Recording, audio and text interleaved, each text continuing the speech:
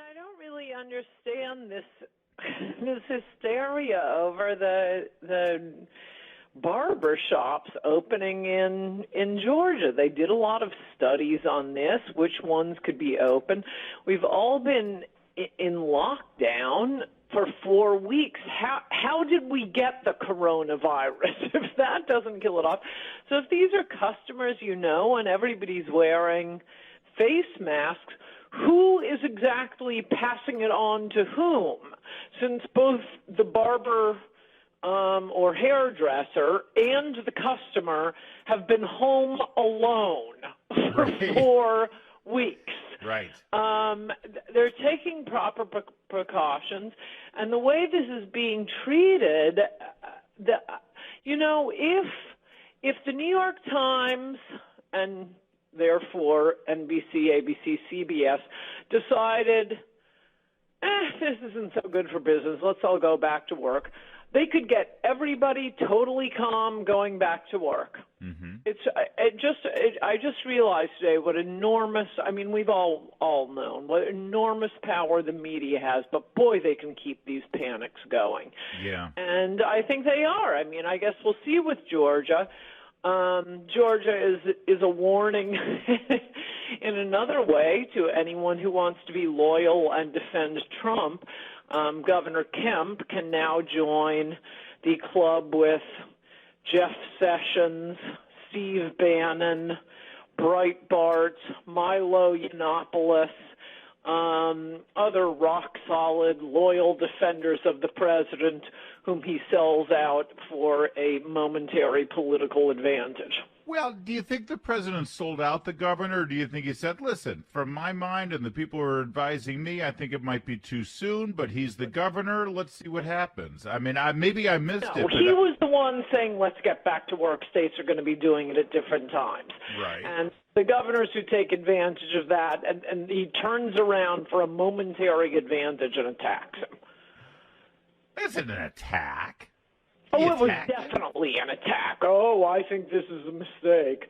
Yeah, it wasn't what you said yesterday. I'd rather he attack Cuomo. Did you see the story about it?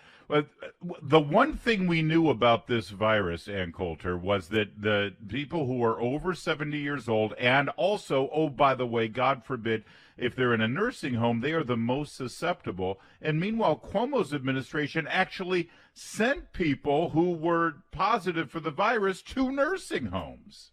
Absolutely right. If Trump had done that, they'd be trying him for murder right now. That's right. The worst possible thing the government. The government, various state and federal governments have done the worst thing you could do from the beginning. I have maintained probably half of us have already been infected. What you need to do is lock down, protect the nursing homes with the National Guard, protect the immunocompromised, and let the rest of us go about our business.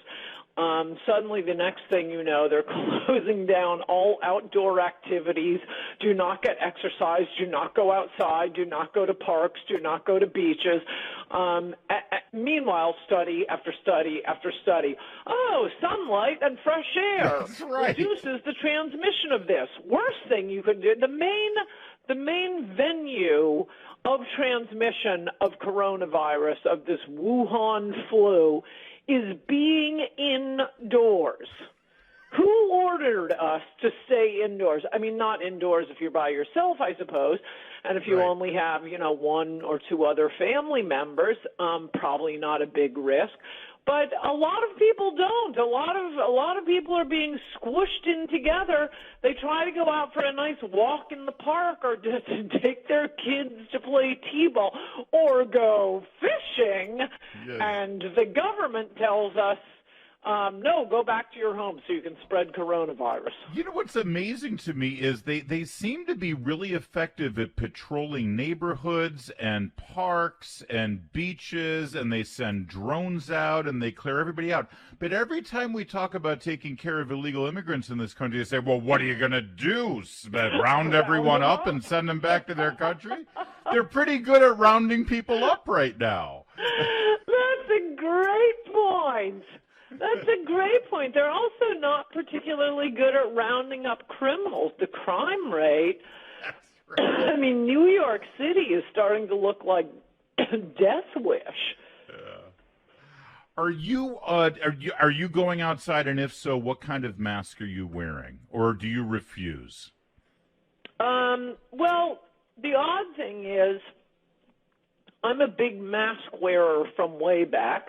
I travel in my normal life. Yeah. I travel a lot. I give speeches. I used to get a lot of colds, not, bad colds, but, 2 or 3 a year. And it was always right after flying someplace. Also, I'm at events, I'm shaking hands, getting close, signing books. But I started wearing surgical masks, just your plain old, the cheap ones that they say, oh, this doesn't do a thing. I've been doing this for like a decade now, and I never get a cold anymore when I fly. I wait until I'm seated. I don't look like a big dork in the airport. But these pictures are all over the web because liberals thought this was so hilarious, I guess. But as soon as I'm seated, I put on the mask. And the main thing it does, which I knew from the beginning, I guess people are finally starting to figure this out, you notice how much you inadvertently touch your face when you're wearing a mask. Well, it doesn't matter if I'm touching my face if I'm wearing a mask. And I'll pull it down to talk to the stewardess. So although I am a fan, an advocate of masks, I have not been wearing masks going out because, again, because they made you.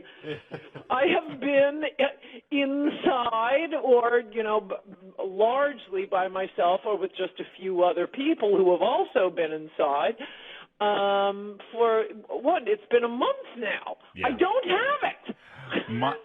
I have an opportunity. A friend of mine sent me a link to a doctor. There's a local doctor here in D.C. who is actually going to do the antibody test for some people if they want to find out if they have the antibody discreetly. And I'm going to go ahead and do it. I asked Meredith if she wanted to. She just looked at me and said, get a warrant. She doesn't want to. So I don't know. I'm interested in finding out. I have a feeling that if we find out we've got the antibodies, and a lot of us are going to find out we do, then that's going to change that curve with regard to the death rate, and all of us are going to look around and say, what the hell have we been doing this whole time? I kind of think so, too, although at the moment I'm not sure how reliable.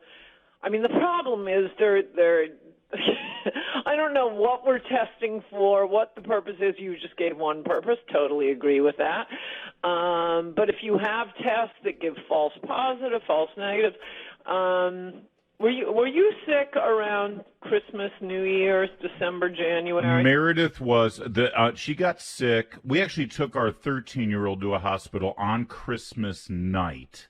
He did test positive just for regular influenza B, but then Meredith got sick 2 days later. We just assumed it was the flu, but it rocked her for about 6-7 days. I think we all got the Wuhan flu December, January. I remember remarking to a friend of mine at the time, oh my gosh, everybody's been sick. Everybody. And it was true. I have lots of friends, and all of them were sick December, January. Well, that would be good news. But yeah, that would be great if we'd get the antibody test. But the main thing is I really look forward to these states like Georgia.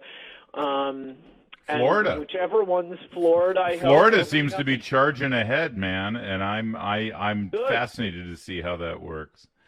Good. I mean, people aren't going to do stupid things. The main thing is immunocompromised, elderly, lock down, wear masks, be very careful, have people drop stuff off. But if we really go pedal to the metal to protect them, I don't see what the problem is. The biggest news out of this interview is, yes, that was Ann Coulter you saw on your flight. She was wearing a mask, so you weren't sure. But yes, it was her.